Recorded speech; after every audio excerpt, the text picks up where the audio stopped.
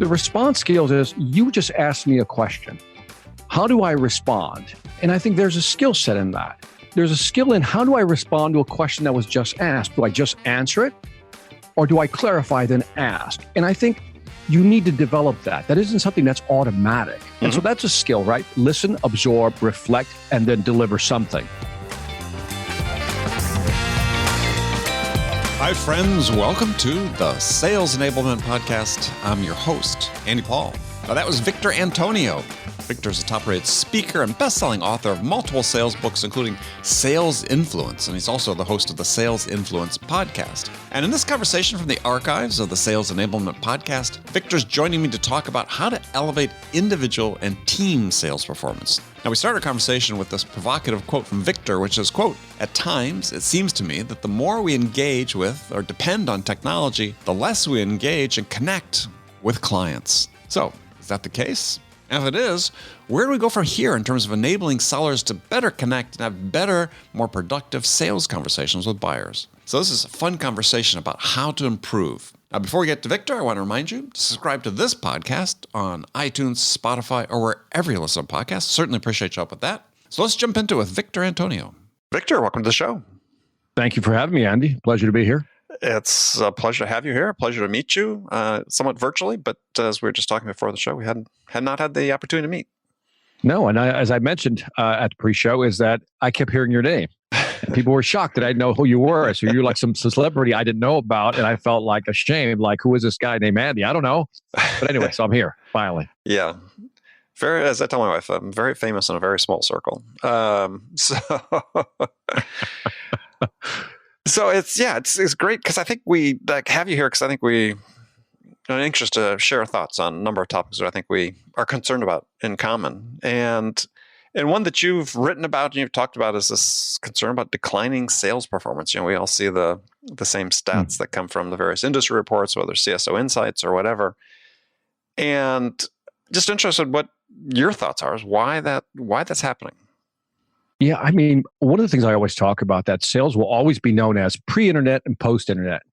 You know, pre-internet, we had all the information as salespeople, right? Mm-hmm. And so, customers were willing to talk to us a little longer. You can build a relationship, so forth and so on. Fast forward, we have this thing called the internet now. And Google came out with a study years ago. It's called the ZMOT study, Zero Moment of Truth study, which you're familiar with, right? Right, yep. And my favorite number in there is that, and I bet you that number has gone up, is that on average, people will look at 10 sources of information before deciding to reach out to contact the vendor, which means, again, depending on which numbers you read, the customer could be anywhere between 57 to 90% into the buying cycle, which means they're a little smarter these days.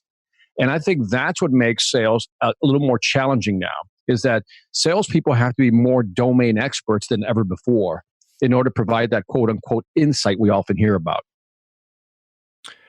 Yeah, I don't really think I see much evidence of them becoming more domain experts, right? I mean, I I do. It's a topic I want to get into is like, because this show, so look back on all my past episodes, 755 or whatever, is that, what we're really talking about is we're talking about how do we enable sellers, and this is what you spend your life doing as well, is how do we enable sellers to sell to the best of their abilities, right?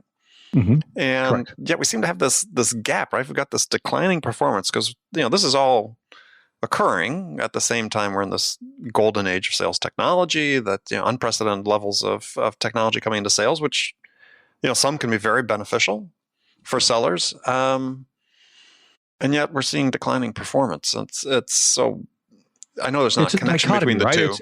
It's kind of like, well, we got more tools, we have more knowledge, we have more access, we have more abilities to reach out and touch somebody, whether it's video conferencing calls, so forth and so on. But why are the numbers declining? And I still go back to that customers are more, one of the biggest misconceptions or misperceptions is that salespeople are no longer needed as much because, consumers have a lot of information. And I think that's the biggest error. Absolutely. I think salespeople are now more valuable than ever because there's so much information out there. There's so much content out there that now buyers are actually confused. And it takes a great salesperson, I go back to the domain expert piece, to actually help them clarify their thinking in order to make a decision. Because what are they trying to avoid, Andy? You know this. I'm preaching to the choir. They're trying to avoid making a bad decision. because now, some of these investments are kind of big, especially if it's a B2B type enterprise level sale. So people want to be careful in terms of how they invest. But all this uncertainty has created a greater dependence on salespeople.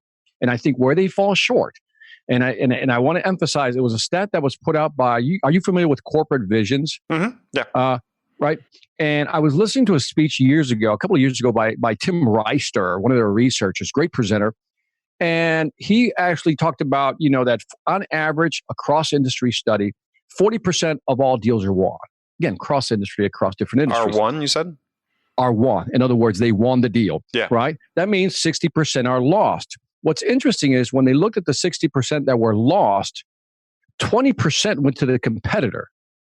Mm-hmm. The other 40% were no decisions. Right. So if you think about it, your biggest competitor is, as he quotes it, the status quo, the no decision. Yeah, I've seen a study that shows that is as high as 80%. Could be, which begs the question, so why is there a no decision? And that's because it is the anxiety versus the certainty that the customer is experiencing. And if a salesperson isn't able to go in there and clarify that thinking, guide them, and reassure them, they're not going to make a decision. Buyer's regret is always looming around the corner. I'd rather not make a decision than make a decision and be wrong. I think, risk is certainly a huge factor, right? That perception of risk on the part of the buyers. But I also think that part of that too is that, and this still, I guess, is a factor of the risk, but is that where sellers, they don't help guide the customer to a point where there's a compelling reason for them to make a change, risk notwithstanding. And so what I see oftentimes when customers who don't reach a decision, and you do an analysis of the deal and the opportunity, is you look back and say, well, yeah, we never really qualified them, right? We never got to the point where the customer said, yeah, these are the outcomes we want to achieve with this investment in your product or solution, and we know what that outcome is going to mean for us in terms of hard dollars. We've quantified what those outcomes are.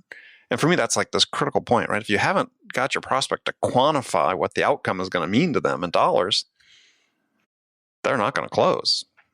Correct. And there's two components in there. If you go further, your point is dead on. But push it just a little further. Sure.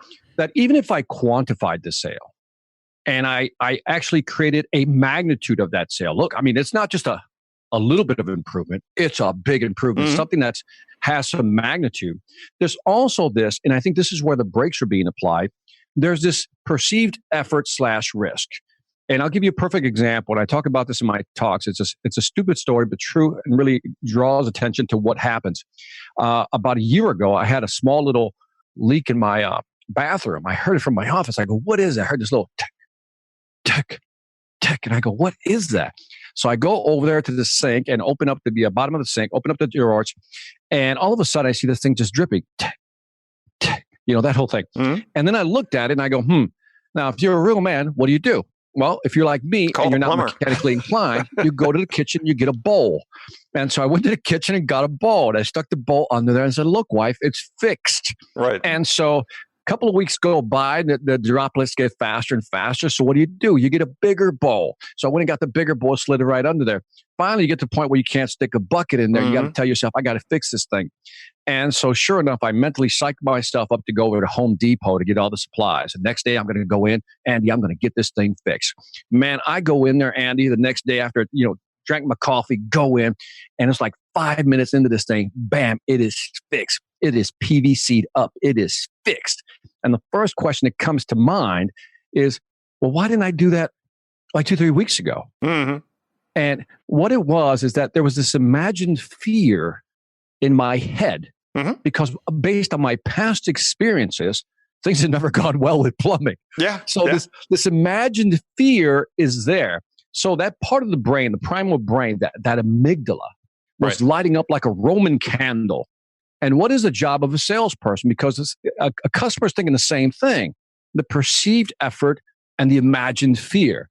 Our job in selling is to assuage the customer's concern that it's going to be okay. Here's the blueprint. Here's how we're going to do it in 5 easy steps. And that's where I think we fail in assuaging the customer's concern that we're going to be able to do that for them.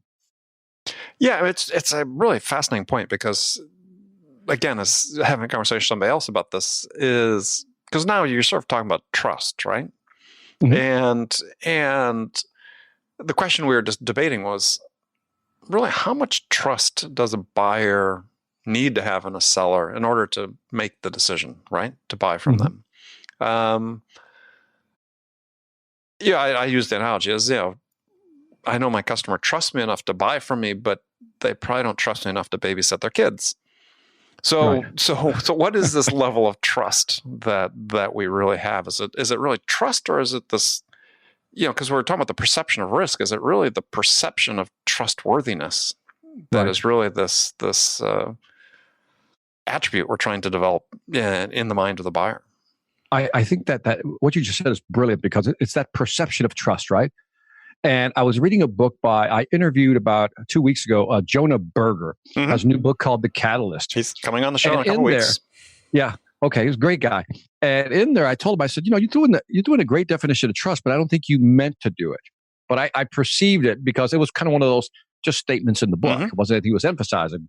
And his definition of trust, the way he defined it, lined it up in the book. I go, I like this one. The first, it's a 2-part trust factor. The first part is you empathize, you understand my pain. You really understand what I'm going through. And then plus you also have my best interest in mind. Right. You know what I mean? If you can put those two together, understand and I know that you have my best interest in mind, then I trust you. The problem is there's no meter over somebody's head to say, hey, I think you've reached that point where you've crossed that, the threshold. Yeah, I trust you. Right. It'd be nice, but there isn't. But I think empathy and knowing you have their best interest in mind, being able to communicate that effectively is the challenge. Right. So there's a couple things you said there I think really critical for people to understand, at least my point of view. One is there are various forms of empathy, and compassionate empathy, which is the one that most people most often talk about. Is I feel how you feel, I understand. But you talk about understand, right? This is the thing what salespeople oftentimes don't do is we don't. To me, true empathy comes from when I understand why somebody feels the way they do. If I have that understanding, as you talked about, then that's important. And then the second part you brought about is, to think we have their best interest in mind is, are we completely transparent in our motivations for why we're talking to the buyer in the first place? And this is something that you've seen undoubtedly millions of times, like I have, is that we go in and we tell the customer, God, we're here to help you, we're here to serve you, and then we get to Thursday on the last week of the month, and it's like, but here's 10% or 20% off to make sure you buy this month. Right. And suddenly our motivations become very clear. It's no longer about serving them, it's about us. Isn't that something? There's so many contradictions in what we do. And when you look at a lot of sales training programs out there, I'm often amazed at, how I believe in the philosophy, slow down to speed up. We've all heard that, right? Slow down to speed up. In other words, really talk to the customer, really try to understand them. And I think one of the key things I think the best of the best do is they're not afraid to lose the sale. Right. By being forthright. And so I always talk about how people don't have a sales problem, they have a prospecting problem. And that is that if you had enough prospects, you'd sell differently. But when you only have 1 or 2 prospects, you sell desperately. And said another way, if I have 100 customers lined up waiting to see me, I'm going to be like, all right, let's qualify hard. Yep. Those who can afford or need my product on this side. Those who can't, please move to that side and come back another time. You sell differently. And removing that, if salespeople were to sell that way with no fear of losing the customer and just being forthright and looking out for their best interest, empathizing, looking out for best interest, and just laying it down right down the middle, I think they'd be surprised how many people would just come towards them. You know what I mean? How many people would want to buy from them? Yeah, well, I think the corollary to what you were saying is that, when you can teach people to be that way and to sell that way, it very quickly highlights the fact that, wow, I need to go get more prospects, right? Because even if they don't have enough, when they find it and they can teach them to understand that's how they should be addressing and helping the customer, then they get that motivation to go out and get more prospects because, wow, I get this. Yeah. Sometimes I think people don't truly understand the value of what they're really offering. Do you know what I mean? They don't understand the impact, the ripple effect of what their product or service can do for a company. For example, I sell sales training. right? That's one of my products. And so I believe when I sell it, I'm not looking at selling the package. I'm looking at how it's going to impact your bottom line, how it's going to increase your revenue, reduce your costs, or expand your market share. I'm looking at how I'm helping you not only stay in business, but keep people employed within your company. And those people in your company have families. So guess what? The fact that I'm helping you help your company, helps families, that's the way I view the value of it. So I don't mind rushing to somebody's help. Here, I can help you sell more. I can help you generate more revenue. Or sometimes I think people don't understand their real value. They just see the price, not the value. Well, isn't some of that maybe tied to also is they don't see their own value in the context of what they're selling? I mean, I'm a huge believer that based on my own experience as well as experience of many, many others I've worked with is that, people still buy from people. And if you're not a person of value, doesn't really matter what the product and service does. You'll lose the deal all the time if you're not a person of value, if you're selling a product that's high value. And people, we're still having a hard time convincing sellers that this is of paramount importance, more so than your sales process or anything else that you're doing. Ethics above all else. Ethics above all else in terms of how you sell. And I think in a world where we've reached, in the world of Six Sigma, where all products are almost the same, all services almost the same. There are no real differentiators unless you're an Apple or Google or somebody different. Every product or service is the same. And so I truly believe we've entered an era, Andy, where the salesperson, as you're pointing out, is the differentiator. And if they don't see their value in that process as part of that sales equation, if I may, then I think they're missing out because they are the differentiators today. Yeah, and I think part of it is that increasingly we've told salespeople to focus on the wrong things. And part of this, I think, is part of the way we increasingly are selling through our inside sales and sales specialization and so on. And sort of, fixation on activity versus, quantity of activities versus quality of activities and so on. But, Gartner, I don't know if you remember, they did their buyer enablement study a couple years ago, and they came out with this, what they call their spaghetti diagram, this complex flow chart of a buyer's process. Yeah, I think I see it. Yeah, I think I saw it. Yeah. And what they highlight is that the buyers don't have this sort of linear stage-based process to go through to buy. They have 4 jobs they need to complete. And they don't necessarily happen in series.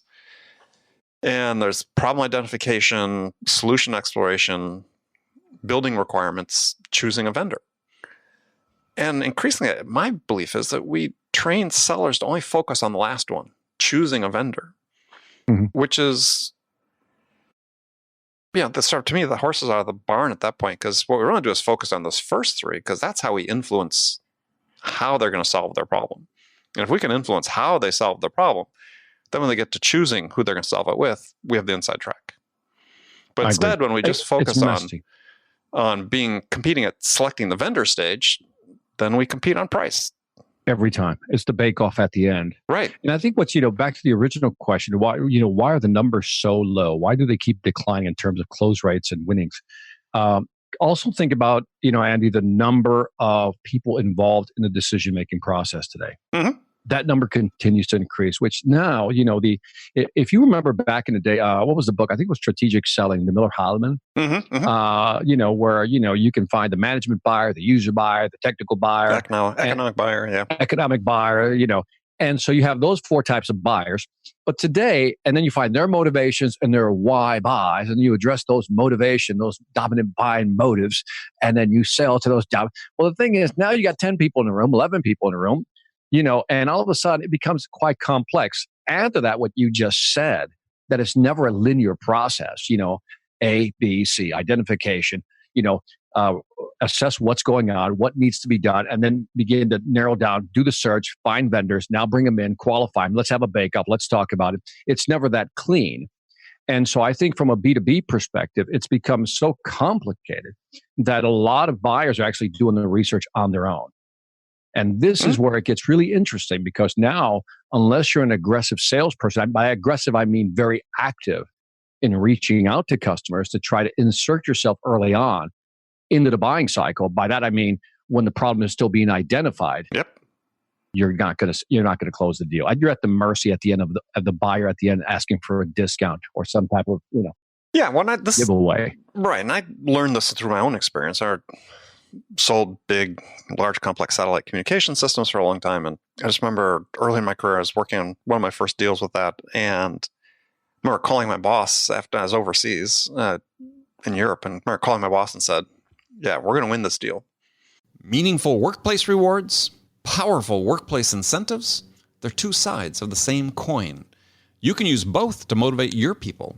You can use both to boost company culture. You can use both to drive employee connection.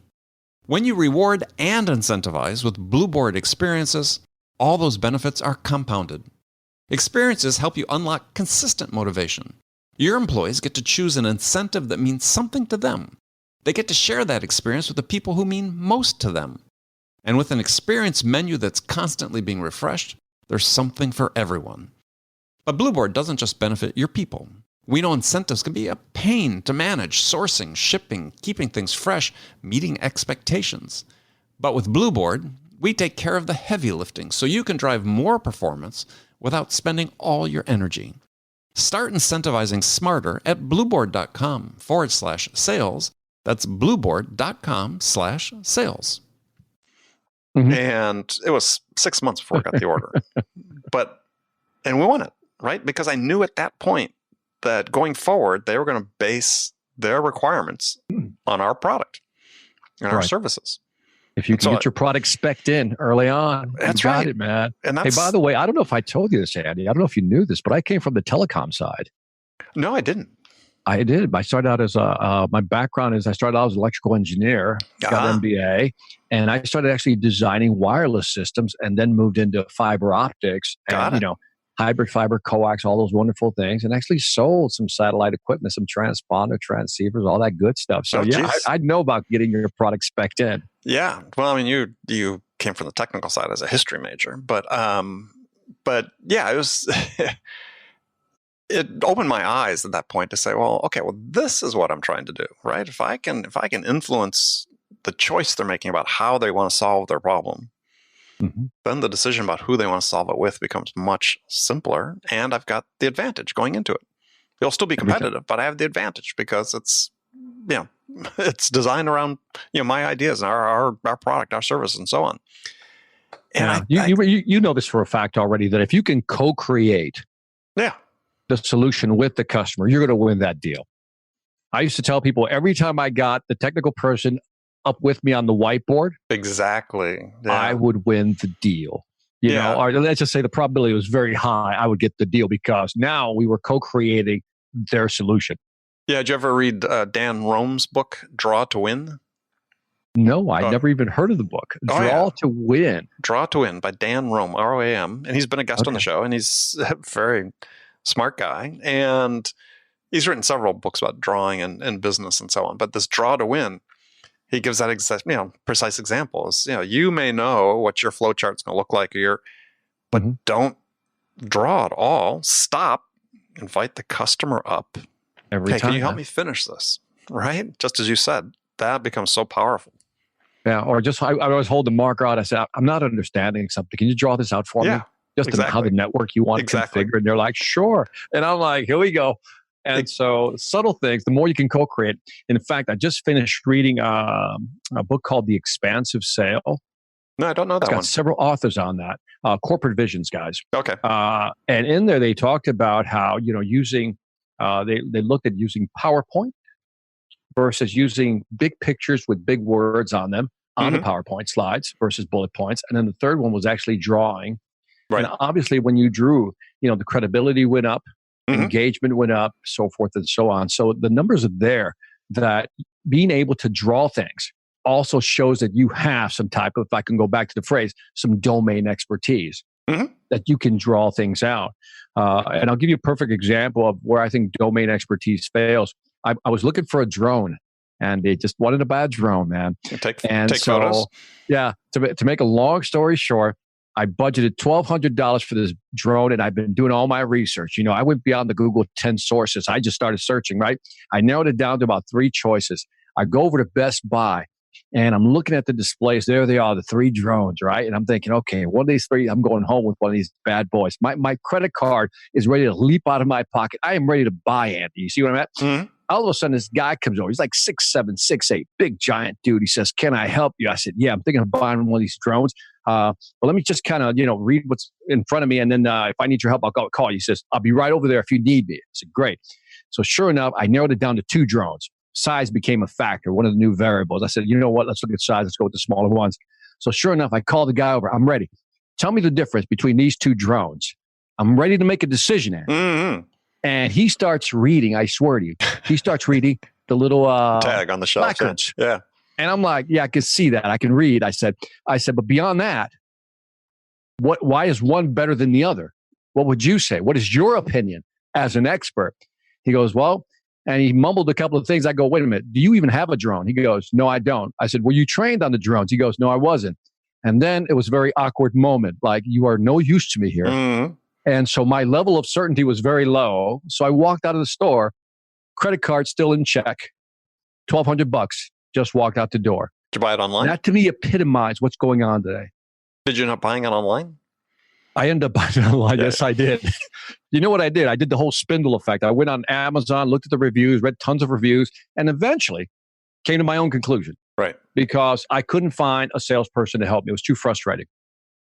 Yeah, and undoubtedly that we have cases of that in B2B world, but most, to your point earlier, is anything with any sort of complexity. It's not transactional. It's the buyers, because of the risk that you and I spoke about before, they want the salesperson there to help them, help them make a purchase decision. I think fundamentally that is a salesperson's job if they really think about it. It's and I've written about this in my book, is your job is to help a buyer make a purchase decision. That's it.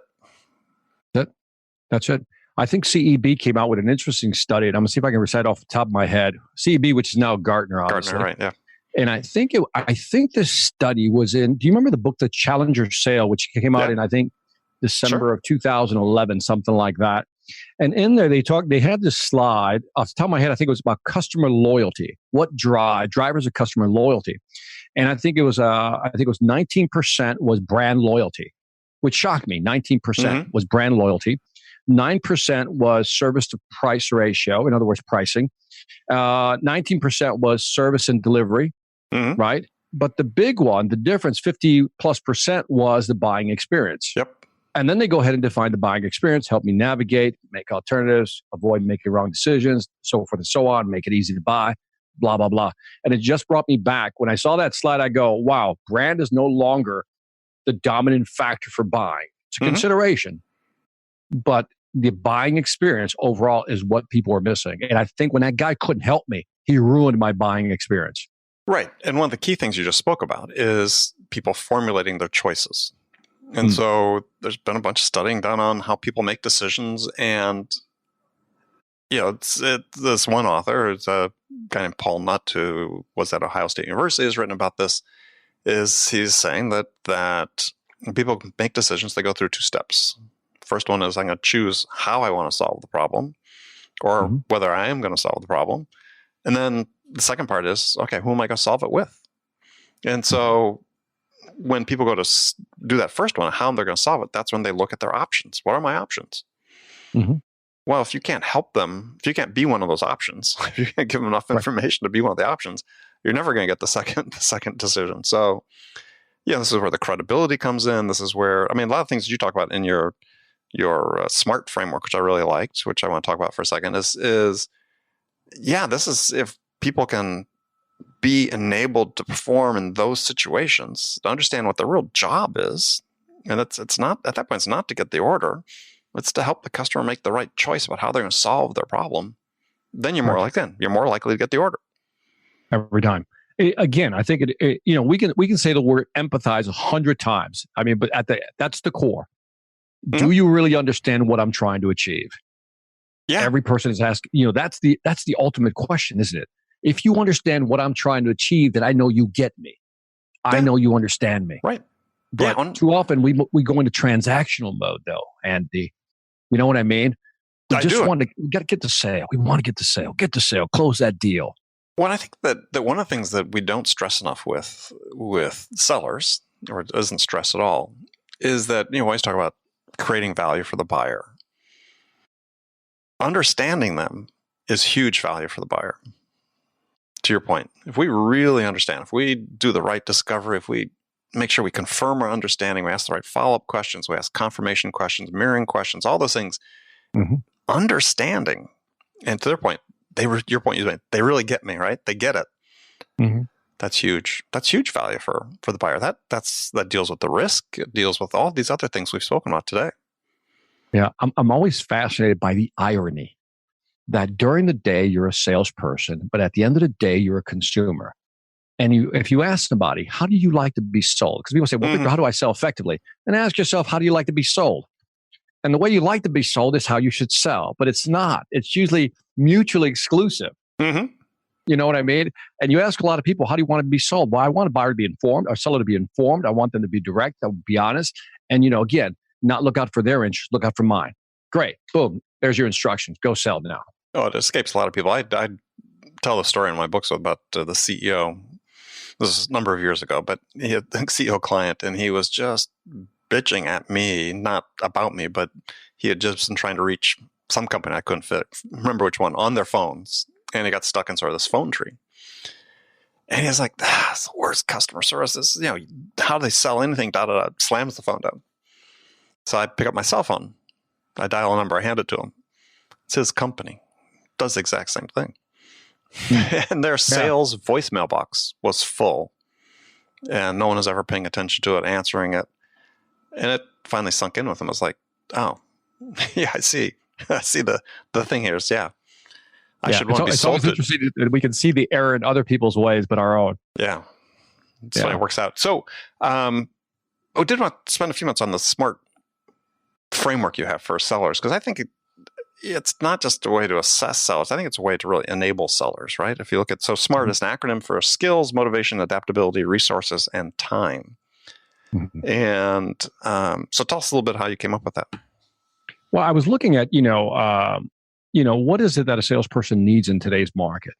And it's more, I guess when I came up with the SMART framework, it's more of a holistic approach to what you need to do to be a great salesperson. So, we know that it's always about skill and will. We've all heard that phrase, right? Skill, and then there's will, right? A lot of people have skill, but they don't have the will. And the will part is actually very interesting, because I think you can develop a lot of skill. But the will piece is, what do you have to do consistently on a day-to-day basis to actually be successful? And I think that if you were to ask me, what is the one thing, you mentioned it earlier, you briefly said it, but I picked up on it because you understand it, that a lot of times we measure activities, right? But also, beyond activities, we look for high leverage activities. But then beyond high leverage activities, it's consistently doing those high leverage activities to make you successful. So the SMART model or framework was just a way for people to understand these are the different skill sets, because we're just an aggregation of different skill sets that come into play. Well, I want to dissect it just a little bit. I mean, because first of all, you start with skills, and this is, now you say you sell sales training, but there's the sales training of the way we currently do it doesn't really work. I mean, there's always a question I have, and I'm not, no offense on yours. It's just like, we study CEOs say they don't find any value in sales training. We know that we've known for 150 years that people forget 90% of what they learn in a classroom setting within 30 days. All that stuff is, we're really approaching skill development the right way, and combining with that the reluctance of many sales managers, frontline sales managers, to get involved in sort of the personal development side of their reps to help them. Is there a better way? The best way to learn is obviously, without practicing in front of your client, without practicing on the client, is role playing. That to me has been the biggest help in my career. Being able to sit down and say, let's have a simulated discussion. Because I think what happens when we look at skill sets, let's go ahead and slice that one up a little bit. Sure. Right? Skill are because you can look at the mechanics of actually presenting and selling, right? And so we can talk about the soft skills. And the soft skills are, your body language, your presence, all the wonderful things. Listen carefully, 2 ears, one mouth, use them in that proportion type of thing, right? Those are the soft skills. But when we look at soft skills, then we have to say, what are I'll call these the response skills. Is that the response skills is you just asked me a question. How do I respond? And I think there's a skill set in that. There's a skill in how do I respond to a question that was just asked? Do I just answer it? Or do I clarify, then ask? And I think you need to develop that. That isn't something that's automatic.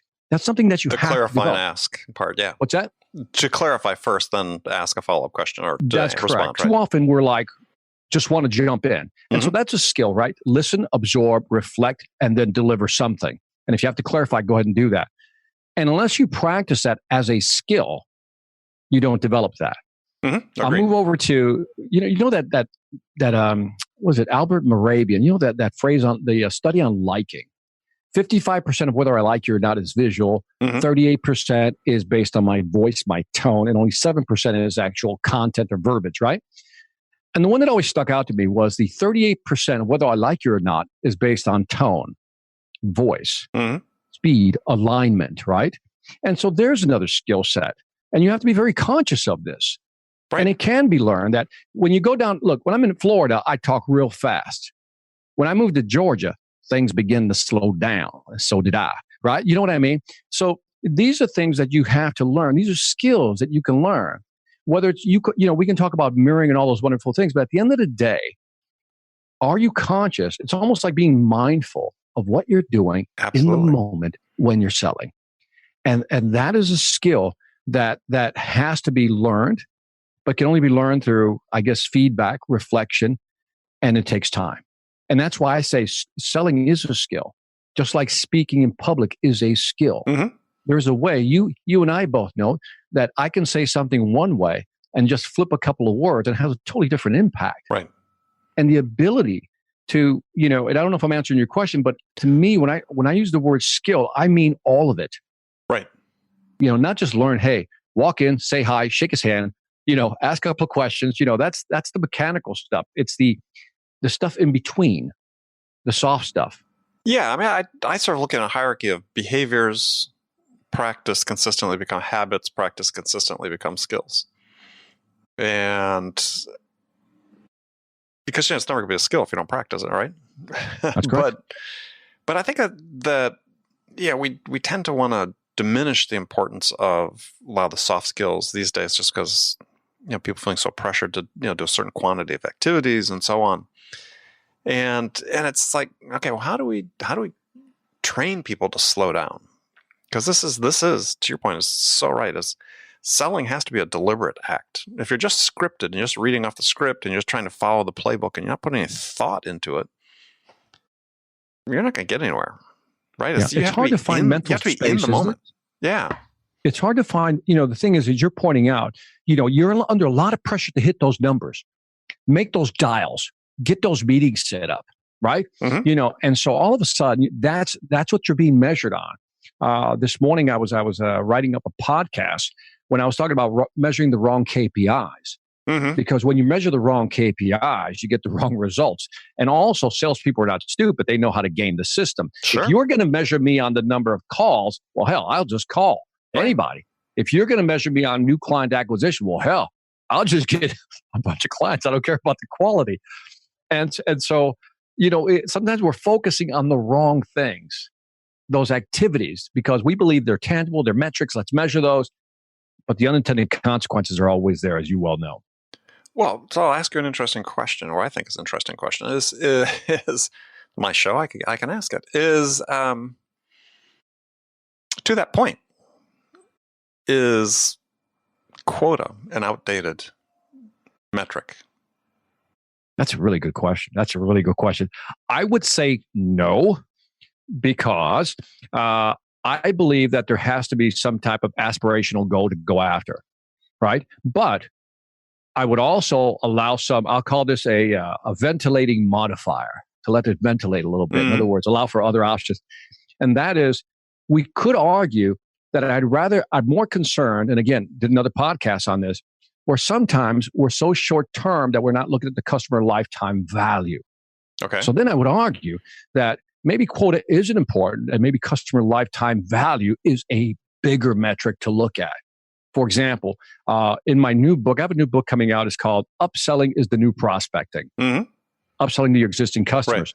Right. And so in there, I highlight how Starbucks has a 20-year lifetime value. So they're not looking at the immediate number, so to speak. They're looking at 20 years worth of possibilities here.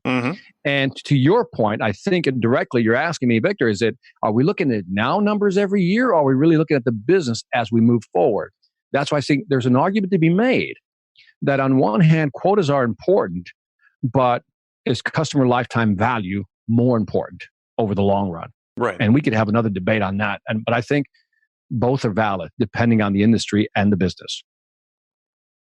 Yeah, I'd have you think about. We can talk about this another time because we're going to run out. By the way, it's a great question, though. It's a great question, though, because you're challenging one of the central tenets of selling. Yes, you are. You're basically saying, it's almost like a very socialist idea, if I might throw in that, because it's like. I think it's the opposite, right? I think that quota has become sort of this central plan, and that suppresses performance and overall performance measured in terms of dollars sold.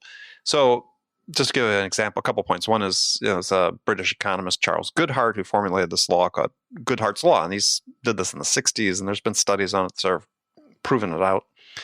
Which Goodhart's Law says, in short, that when a measure becomes a target, it loses all value as a measure.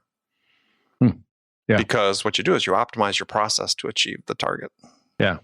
As they say, when the metric is the mission is no longer valid. Same thing, right? Just said a different way. And so what becomes self-fulfilling prophecy, right? If we have our central 5-year plan, Soviet style, and say, hey, this is what quota is going to be, we know on balance, people aren't going to exceed it because that's what they're aiming at. Instead of saying, what if we had my favorite example, this is what if we measured true productivity for sellers? So your productivity, you have a productivity factor. You sell X number of dollars of revenue per hour of selling time. If I compensated you on you improving the number of dollars per hour of sales time that you generated, there's no limit to what you do. Right. So, you've seen the sales velocity equation, right? Take the number of opportunities, multiplied by the close rate, multiplied by the average deal size, divided by the sales cycle. That's how fast you're selling, right? And that's a metric you could use. If you could increase your sales velocity, then that's another way of measuring that. So I do like that. I love the question about challenging a quota. I'm with you on that. I'm going to really think about that tonight. Going, what would replace it? What would make more sense? A great question, Andy. Well, and also just one last point too is to think about is, what if sales cycles really aren't a duration of time, but they're a quantity of time? They're what? They're a quantity of time. Your sales cycle is really not 3 months long. It's how many hours did you spend in those 3 months engaged with the buyer? That. Great point, actually. Great point. Because you're right. If we don't measure it by, in other words, we switch how we measure it. Yeah. As opposed to days, because the duration. I've never heard that. The duration is an artifact. What's that? The duration of time is an artifact. Yeah, it could be. It could be 6 months because the customer needs 6 months to go through it. But how much time did we have to invest during those 6 months? Yeah. So in other words, it's interesting because it's a great match. It's really good. That's a mind bender right there in a good way. That from a seller standpoint, the person buying, they have a sales cycle, how long it took.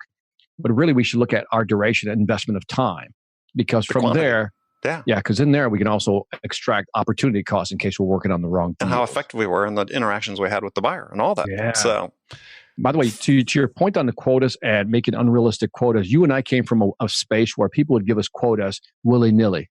Yeah. They just kind of came up with it. They had a top number and then they distribute the quota. Exactly. That's how it used to work. And I think the downside of that, well, there were many downsides, but one big downside was that if the salesperson didn't believe they could do it, there was no line of sight, so to speak, using a technology term, that they would actually feel defeated and give up and maybe even quit. Right. And so churn rates and quota, unrealistic quotas and churn rate, it'd be interesting to see what the correlation between those two are. It'd be interesting. I bet you there is, right? Oh, absolutely. Yeah, I think quotas are still by and large arbitrarily set. I want to agree with you, because every time I ask them, how'd you come up with that number? Well, we took the average of that, and divided by 10, took away 20%, and there we go.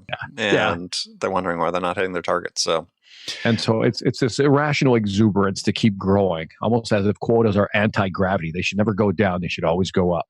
Well, I had this conversation with CEOs I was presenting to a group of CEOs at a private equity firm, meeting their portfolio CEOs. And I said, well, so raise your hand if you're going to raise quota next year. And everybody raises their hands. I said, great. Said, it's like 10%, 15%. We sort of did a rough average. I said, great. So have you trained your salespeople to be 15% better this year? Mm-hmm. And everybody says, what? I mean, there's a correlation between raising quota and making our people better? Oh. Yeah. No. So That's interesting. Lots of good questions. I've used that before, and it's like, they're like, what did you just say to me? And I'm like, that's what I thought. Yeah. And the answer is no, obviously. They hadn't thought about it. They just said, go get us more money. Right. Yeah. And no attention given to, let's improve the asset that's going to generate that extra revenue. So yeah. Victor, I've got to take off, but that's been fascinating. Love our conversation. We'll have to make sure we do it again. Yeah, we come from the same space and background. So we'll have to do part 2 again. We have to do part 2. We got to finish the framework eventually. How's that? Well, that's true. We only got through the S of the SMART. So we'll definitely come back, because I really enjoy that. I think that those are the 5 key things, because skills, motivation, adaptability. Adaptability is huge. We sort of touched on it several times here today, but adaptability is huge, especially because again, people are so scripted these days that when they hit a moment where they need to be adaptable, they don't know how to. That's correct. So, all right, we'll talk about that. Victor, it's been great talking to you, and we'll be talking again soon. Thank you, Eddie. Appreciate it. Okay, friends, that's it for this episode. First of all, I want to thank you for taking the time to listen. I'm so grateful for your support of the show. And I want to thank my guest, Victor Antonio, for sharing his insights with us today. If you enjoyed this episode, please subscribe to this podcast, Sales Enablement with Andy Paul, on iTunes, Spotify, or wherever you listen to podcasts. So thank you for your help with that, and thank you so much for investing your time with me today. Until next time, I'm your host, Andy Paul. Good selling, everyone.